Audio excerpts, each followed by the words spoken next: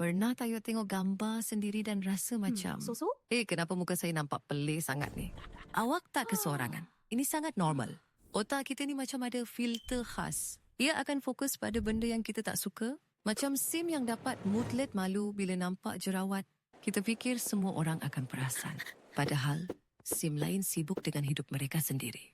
Ini dipanggil kesan lampu sorot. Kita rasa macam ada lampu besar yang sentiasa tuju pada kita. Tapi sebenarnya, tak ada siapa yang peduli sangat pun. Jadi macam mana nak jadi lebih yakin? Jom kita level up skill bergambar.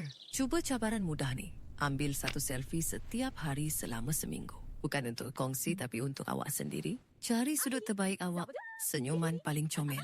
Lama-kelamaan ia akan jadi lebih mudah dan seronok. Macam tingkatkan skill karisma dalam The Sims. Ingat, awak bukan sekadar gambar statik.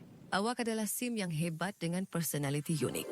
Jadi senyum dan abadikan momen gembira awak.